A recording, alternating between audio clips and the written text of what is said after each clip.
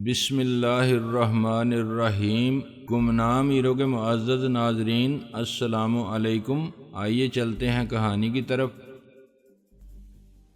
مجھے یقین ہو چلا تھا کہ راجو شمیم سے معروب نہیں تھا، وہ صرف معروب ہونے کی اداکاری کرتا تھا اور شمیم بھی اس بات سے واقف تھی۔ یہ اندازہ کرنا بھی مشکل نہیں تھا کہ وہ دونوں ہی کا دل ایک دوسرے سے بھرا ہوا تھا، لیکن دونوں کسی مجبوری کے بندھن میں بندھے ہوئے تھے۔ دونوں کی مجبوری کسی حد تک ظاہر بھی تھی۔ راجو کی مجبوری شمیم کا وہ روپیہ پیسہ تھا جس کے بل پر وہ عیش کر رہا تھا، اور شمیم کی مجبوری شاید یہ تھی کہ ایک ایسے شوہر کی آڑ میسر رہے جو حاکمانہ مزاج نہ رکھتا ہو۔ اس کے علاوہ بھی شاید معاملات کی طے میں کچھ اور مصلحتیں کار فرما رہی ہوں، لیکن ابھی مجھے ان کا اندازہ نہیں ہوا تھا۔ اس دوران استبل کے عملے کے لوگ ہمارے گرد جمع ہو چکے تھے۔ شمیم ان سے مختلف معاملات کے بارے میں کچھ پوچھ گچھ کرنے لگی، پھر اس نے سب لوگوں کو مختلف ہدایت دیں، خصوصاً مسلح محافظوں کو وہ بہت محتاط رہنے کی تلقین کر رہی تھی۔ ان سب سے بات چیت کر کے اس نے انہیں واپس بھیج دیا، پھر میری طرف مڑتے ہوئے بولی، یہ سب ہدایت دینا، یہ سب انتظامات کرنا راجو کا کام ہے، لیکن مجھے کرنا پڑتا ہے، بلکہ مجھے تو یہ دیکھنے کے لیے بھی آنا پڑتا ہے۔ اب تمہارے بے اعتباری کا تو کوئی علاج نہیں، راجو بولا، ورنہ دیکھ لو میں یہاں موجود ہوں اور ملازموں کو وہ تمام ہدایت تم سے کہیں زیادہ مختصر الفاظ میں دے چکا ہوں جو تم نے اب آ کر دی ہیں۔ تم پر اعتبار کر کے تو میں ہمیشہ گھاٹے میں رہی ہوں۔ وہ ٹھنڈی سانس لے کر بولی، پھر وہ اٹھ کھڑی ہوئی اور مجھ سے مخاطب ہوئی، تمہاری گاڑی یہاں نظر نہیں آ رہی؟ میں راجو ہی کی گاڑی میں آیا ہوں، آفس سے اٹھا کر لایا ہے مجھے، میں نے گھڑی دیکھتے ہوئے کہا، اور اب مجھے واپس بھی جانا ہے۔ پھر میں نے راجو کی طرف دیکھا، چلو راجو مجھے واپس پہنچا دو۔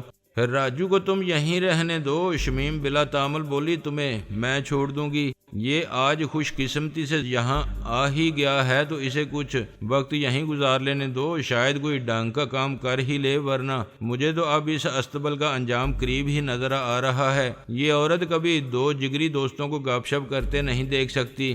راجو میری طرف دیکھ کر ٹھنڈی سانس لیتے ہوئے بولا، میں ذرا تذبذب میں تھا کہ شمیم کے ساتھ جاؤں یا نہیں۔ راجو کے چہرے پر تشویش یا شکوک و شبہات کی کوئی پرچھائی نہیں تھی۔ شمیم ذرا زور دے کر بولی، چلو بت بن کر کیوں کھڑے ہو گئے ہو؟ مجھے تم سے مختار رفیع کے بارے میں بات کرنی ہے۔ میں نے اجازت طلب نظروں سے راجو کی طرف دیکھا تو وہ ٹھنڈی سانس لے کر بولا، جاؤ بھائی، اسی میں میری اور تمہاری بلائی ہے۔ میری بیوی انکار سننے کی عادی نہیں ہے۔ اب وہ خود ہی اجازت دے رہا تھا تو میں کیا کر سکتا تھا؟ میں اسے خدا حافظ کہہ کر شمیم کے ساتھ چل دیا۔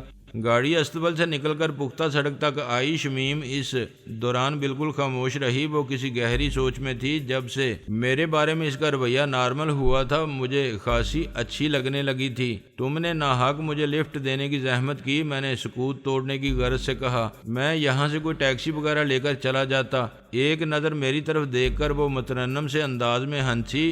ٹیکسی؟ اس نے احتجاجیہ سے انداز میں دہرایا، یہاں تو تمہیں گدھا گاڑی بھی میسر نہیں آ سکتی تھی۔ ویسے تمہیں بہت تاخیر سے یہ بات جتانے کا خیال آیا ہے۔ اصل میں مجھے بار بار بیچارے راجو کا خیال آیا جا رہا ہے جسے تم سزا کے طور پر وہاں بٹھائی ہو۔ میں نے کہا، وہ بیچارہ وہاں کرے گا کیا؟ استبل کے کام تو ظاہر ہے ملازمین ہی کو کرنے ہوتے ہیں۔ ملازمین سے کام لینا بجائے خود ایک اہم کام ہے، اور راجو کو اس کام کی اہمیت کا قطعاً اندازہ نہیں۔ کبھی کبھار ہی تو وہ پھنستا ہے یہاں، اگر وہ ادھر ادھر گھومے پھرے استبل کا جائزہ لے تو 100 کام نکل آئیں۔ استبل کی بہتری کے لیے وہ بہت کچھ کر سکتا ہے۔ میرا مرحوم شوہر اپنے کاروبار میں سب سے زیادہ وقت استبل کو دیتا تھا، ہمیں سب سے زیادہ آمدنی بھی اسی سے تھی۔ ساری بات دلچسپی کی ہوتی ہے۔ کبھی کبھی تو مجھے حیرت ہوتی ہے کہ آخر شراب اور چیپ عورتوں کے سوا راجو کو کسی بھی چیز سے دلچسپی کیوں نہیں ہے؟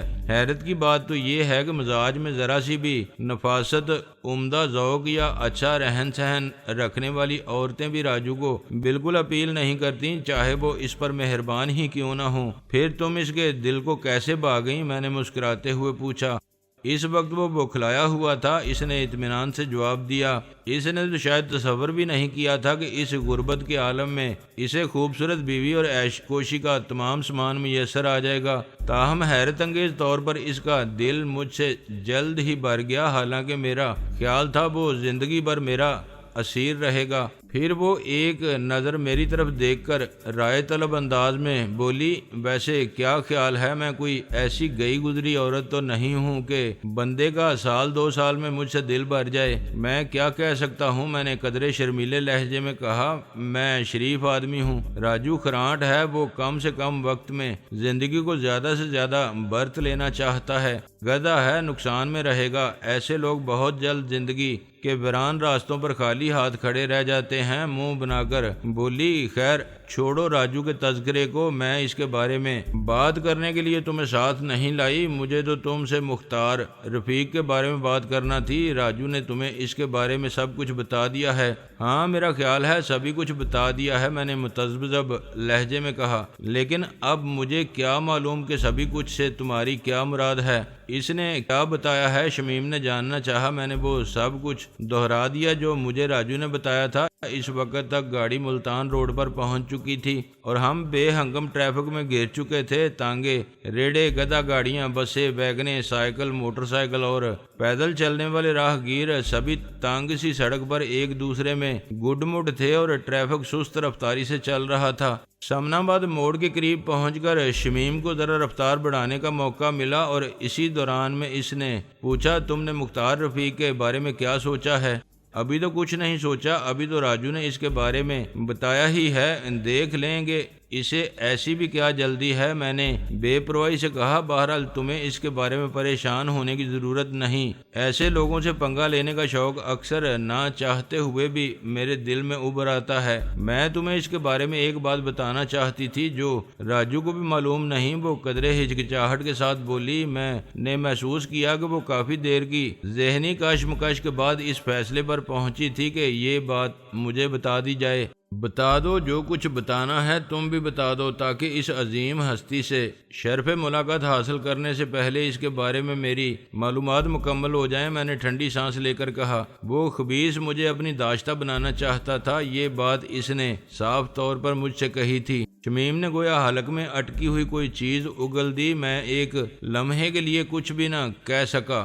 وہ بھی بظاہر انہماک سے ڈرائیونگ کرتی رہی۔ پھر تم نے کیا جواب دیا؟ میں نے کھنکار کر گلا صاف کرتے ہوئے پوچھا۔ تمہارا کیا خیال ہے میں نے کیا جواب دیا ہوگا؟ اس نے الٹا مجھ سے ہی سوال کر دیا۔ بھئی میں کیا کہہ سکتا ہوں؟ میں نے اسے چڑھانے کے لیے غیر واضح لہجے میں کہا، میری تو جن عورتوں سے بھی تھوڑی بہت جان پہچان رہی ہے وہ سب کی سب مجھے من موجی ہی نظر آئی ہیں۔ من میں آ جائے تو داشتہ بننے پر بھی تیار رہتی ہیں، من نہ چاہے تو ملکہ بننے پر بھی رضامند نہیں ہوتی۔ مجھے بھی ان عورتوں میں شامل ہونے پر کوئی اعتراض نہیں۔ خلاف توقع وہ بولی، میں بھی بڑی من موجی ہوں، اس کے باوجود داشتہ ہونا مجھے کسی عورت کے لیے بہت ہی توہین کی بات لگتی ہے۔ عورت نہ ہوئی تولیہ ہو گیا، نہائے دھوئے بدن پونچھا اور الگنی پر لٹکا کر بھول گئے۔ عورت کو اپنی من پسند آدمی کی بھی داشتہ نہیں ہونا چاہیے، اس کی بیوی ہونا چاہیے، اور اگر حالات اس کی اجازت نہ دیتے ہوں تب بھی کم از کم محبوبہ تو ہو،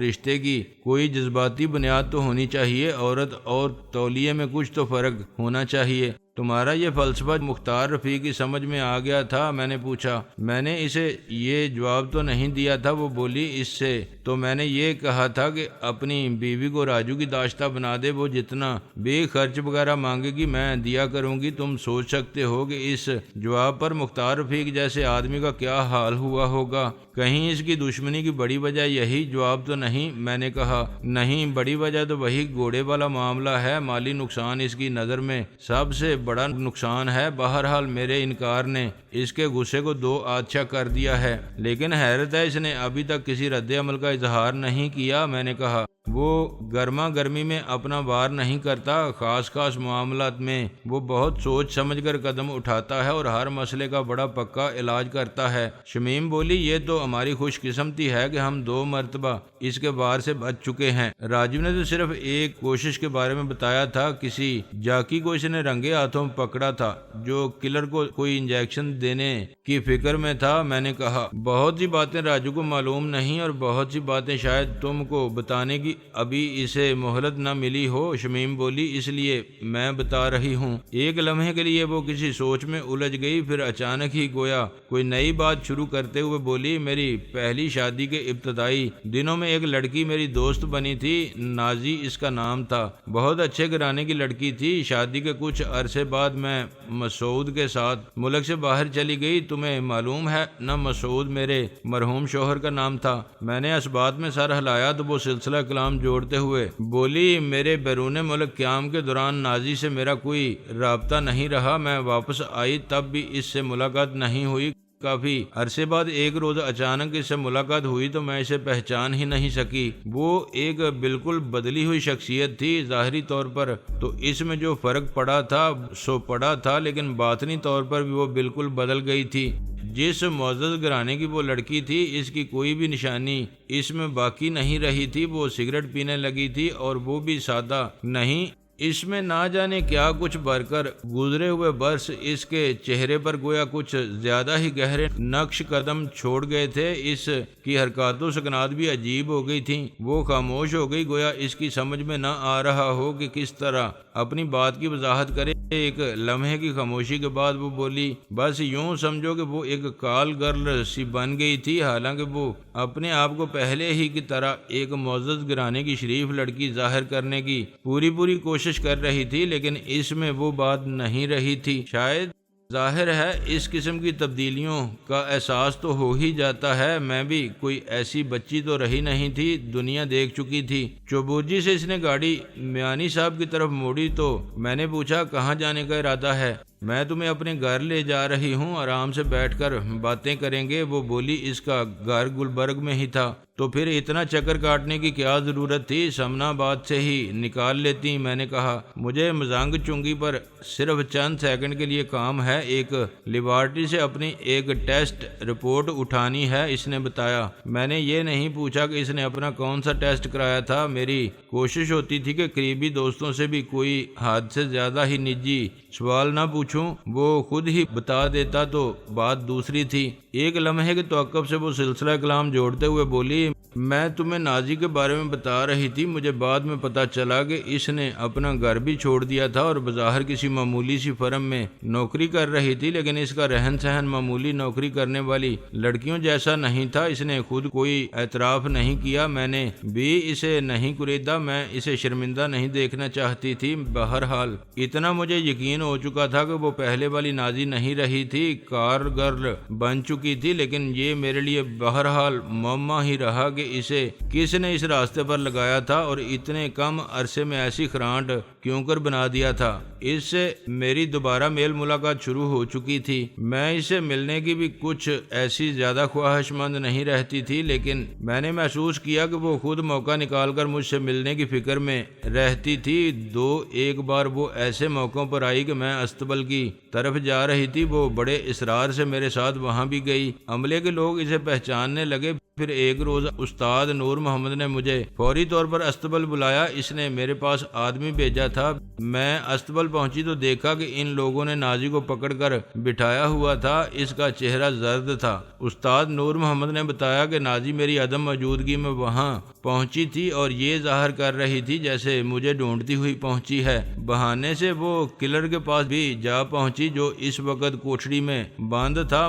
عملے نے اسے میری دوست سمجھ کر شک کی نظر سے نہیں دیکھا، لیکن استاد نور محمد کے دل میں کھٹکا تھا۔ انہوں نے آنکھ رکھی اور یہ احتیاط کام آ گئی۔ انہوں نے نازی کو عین اس وقت پکڑا جب وہ جنگلے میں ہاتھ ڈال کر کلر کو چھوٹے صابن کے سائز کی ایک چاکلیٹ سی کھلانے کی کوشش کر رہی تھی۔ اسے بہت ڈرایا دھمکایا گیا۔ بتا دے وہ کس کی ہدایت پر یہ کام کرنے کی کوشش کر رہی تھی، لیکن اس نے زبان بند رکھی۔ استبل والے بضد تھے کہ میں انہیں اجازت دے دوں وہ اسے پیچھے کوٹھڑی میں لے جائیں، پھر وہ خود ہی اس سے سب کچھ معلوم کر لیں گے، لیکن میرا دل نہ مانا، اس کی اجازت دوں۔ وہ بہت دہشت زدہ تھی، بس زاروں قطار روئے جا رہی تھی اور میرے پیروں میں گرنے کی کوشش کیے جا رہی تھی، لیکن زبان نہیں کھول رہی تھی۔ آخر کار تھک ہار کر میں نے اسے چھوڑ دیا، جس پر ملازمین مجھ سے کچھ خفا ہوئے۔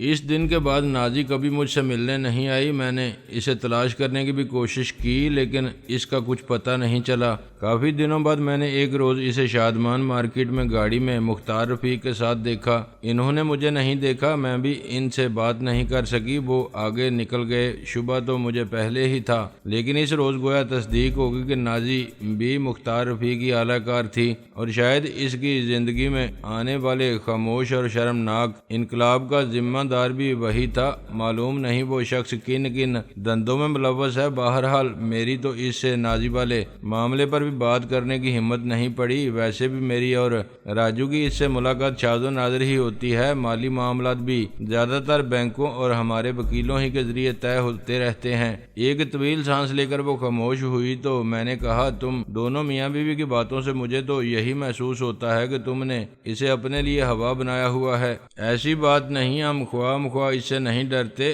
ہمیں ڈرنا ہی چاہیے۔ ہم کمزور ہیں، اس کا کچھ نہیں بگاڑ سکتے، اور جب وہ ہمارا کچھ بگاڑنے کا فیصلہ کر لے گا تو ہم اسے روکنے کے لیے کچھ نہیں کر سکتے۔ تم نے یہ سب کچھ گویا پہلے ہی سے طے کیا ہوا ہے۔ میں نے قدرے حیرت سے کہا، اگر یہ فارمولہ درست ہوتا تو دنیا میں طاقتور اور بالادست لوگ تو ایک بھی کمزور اور مجبور کو زندہ نہ رہنے دیتے۔ ہر وقت ہر جگہ ایسا نہیں ہوتا، بعض اوقات بڑا مضبوط ہاتھ بھی کسی کمزور سے پودے کو اکھاڑنے سے قاصر رہتا ہے۔ کیا تمہیں خدا پر بالکل بھروسہ نہیں ہے؟ خدا پر بھروسے کے بغیر تو ہم جیسے گناہ گاروں اور سیاہ کاروں کا بھی گزارا نہیں ہے۔ اسی بھروسے کے سہارے تو بیٹھے ہوئے ہیں، ورنہ ڈر کے مارے کب کے شہر چھوڑ کر بھاگ گئے ہوتے۔ لیکن وہ ایک الگ بات ہے، حقیقت تو اپنے بھیانک جبڑے کھول کر ڈراتی رہتی ہے۔ وہ بولی۔ میں خاموش رہا۔ وہ بولی، اب میں تمہیں ایک اور اہم بات بتانے لگی ہوں، ایک اور چیز جس نے ہمیں مختار رفیق کے سامنے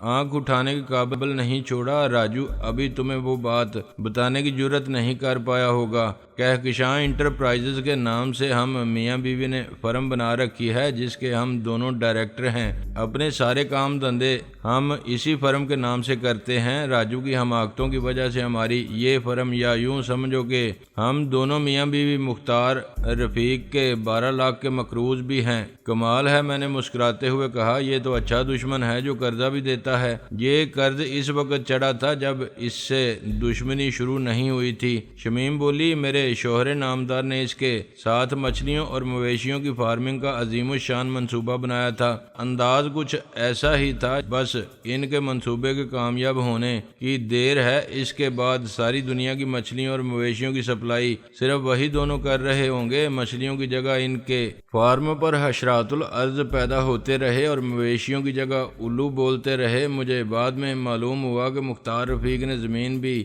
اپنے ہی کسی رشتہ دار کی لی تھی۔ کوڑیوں کے بھاؤ بکنے والی زمین تھی جو اس نے ملی بھگت سے سونے کے دام خریدی۔ قصہ مختصر یہ کہ اس میں آخر کار 12 لاکھ کا نقصان ہمارے حصے میں آ گیا، جو معاہدے کے تحت ہمیں ہر حال میں پورا کرنا ہے، اور ہم اس سلسلے میں قانونی کارروائی بھی نہیں کر سکتے۔ ہم نے اس کا وعدہ کر رکھا ہے، اسٹامپ پیپر لکھ کر دے رکھا ہے۔ بہت خوب، میں نے کہا، راجو اگر شاہکار ہے تو تم بھی کچھ کم نہیں ہو۔ حالات کو بگاڑنے میں کچھ نہ کچھ ہاتھ تمہارا بھی ہے۔ ہاں، لیکن بہت معمولی حد تک، اس نے اعتراف کیا۔ لیکن میں بہرحال ایک عورت ہوں اور میرا تعلق کسی کاروباری خاندان سے نہیں ہے۔ یہ کام تو مردوں کے ہوتے ہیں۔ میاں مسعود مرحوم نے مجھے کبھی ان کاموں میں الجھانے کی ضرورت ہی محسوس نہیں کی تھی۔ تو وہ 12 لاکھ کی رقم نہیں دی جا سکی؟ میں نے پوچھا۔ نہیں، ہر وقت تو راجو کسی نہ کسی نئے کاروبار میں الجھا ہوتا تھا، کبھی گنجائش ہی نہیں نکلی، اور اس وقت تو بالکل گنجائش نہیں ہے۔